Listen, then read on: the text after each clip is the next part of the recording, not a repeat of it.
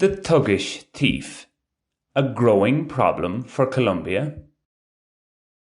A glance at most reports into the levels of crime and violence in Colombia shows that the country has gradually been getting safer since the turn of the millennium.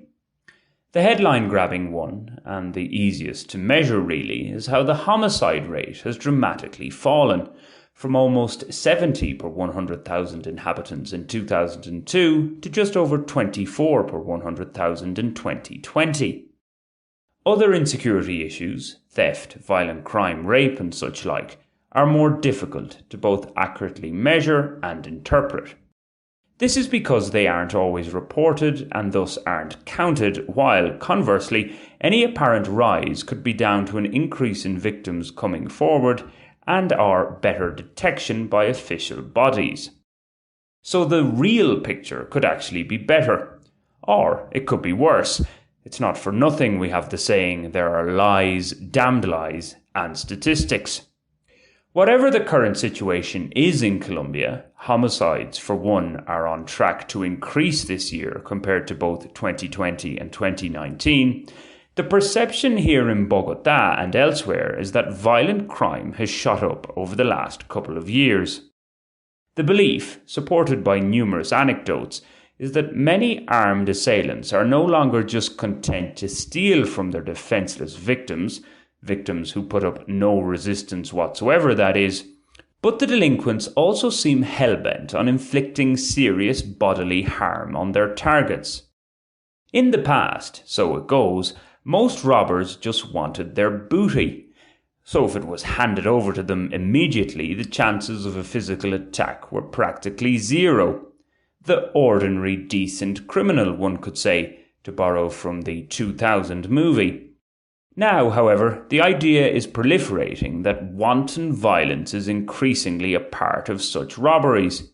And, in some quarters, it's led to a hypothesis that this is down to the arrival of a different breed of thief from the East, i.e. Venezuelans. It's no revelation to state that some Venezuelans commit crimes here. I recall an El Tiempo article from a few months back highlighting the nationality of those arrested for various offences. The percentage of Venezuelans on the list was slightly higher than their proportion in the population as a whole. Again, one must treat such statistics with caution. In addition, Bogotá Mayor Claudia Lopez has previously reflected publicly what appears to be a popular opinion amongst the city's residents that Venezuelans are responsible for this rise, perceived or otherwise, in violent crime. Nationality aside, one has to ask why there seems to be a newfound desire in some thieves to draw blood when robbing people.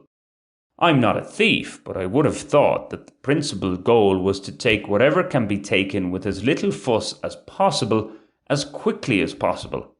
Wasting time inflicting injuries on cowed victims seems counterproductive to me, potentially detrimental to the business.